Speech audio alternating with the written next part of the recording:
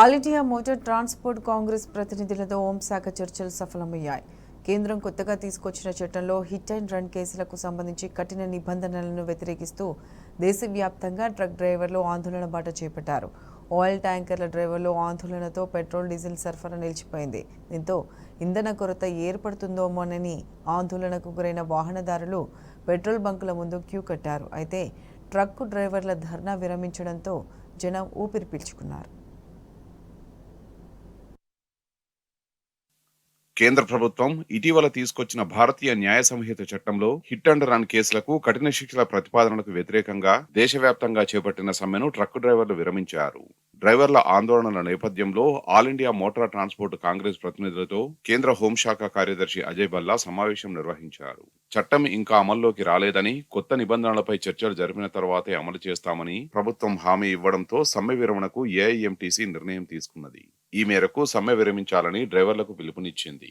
అన్ని సమస్యలు పరిష్కారం అయ్యాయని, ఏఐఎంటీసీతో చర్చలు జరిపిన తర్వాతనే కొత్త చట్టాన్ని అమలు చేస్తామని కేంద్రం హామీ ఇచ్చిందని అసోసియేషన్ చైర్మన్ మల్కిత్ సింగ్ బాల్ పేర్కొన్నారు. అజయ్ భల్లాతో సమావేశం అనంతరం సమ్మె విరమణను ప్రకటించిన ఏఐఎంటీసీ ట్రక్కు డ్రైవర్లు తిరిగి విధులకు వెళ్తారని ప్రకటించింది.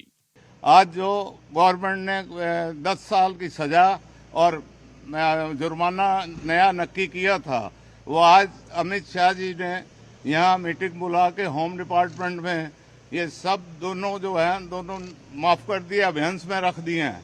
और जब तक ये ऑल इंडिया मोटर ट्रांसपोर्ट से नेक्स्ट मीटिंग नहीं होगी, कोई भी लागू नहीं होंगे।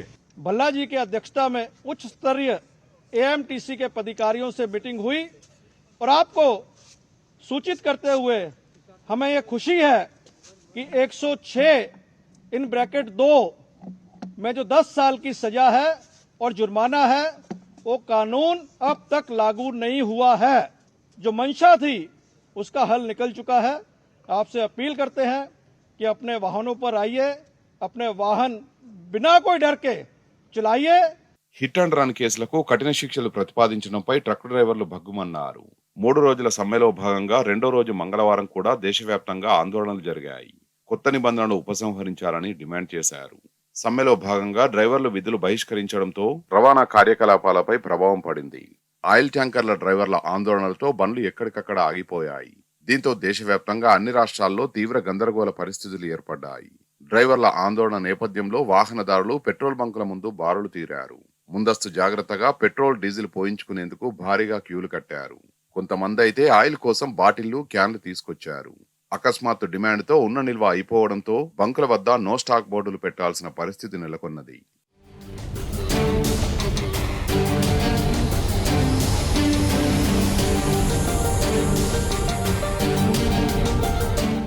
అటు వాహనదారులు బంకులకు పోటెత్తడంతో ఆయా ప్రాంతాల్లో పెద్ద ఎత్తున ట్రాఫిక్ జామ్ ఏర్పడింది.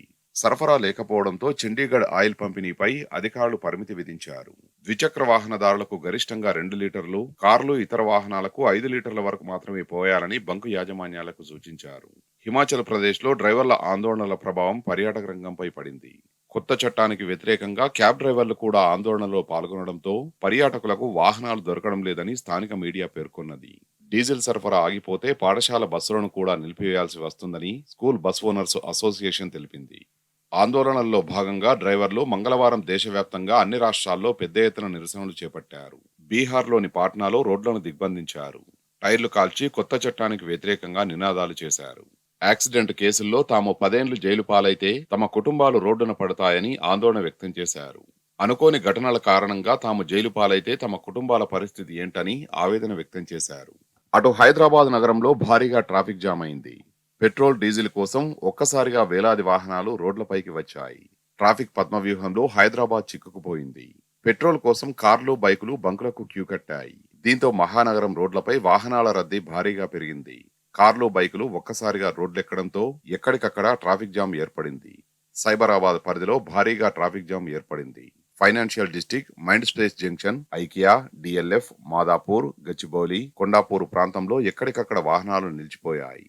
ట్రాఫిక్ నియంత్రణలో పోలీసులు విఫలమయ్యారు.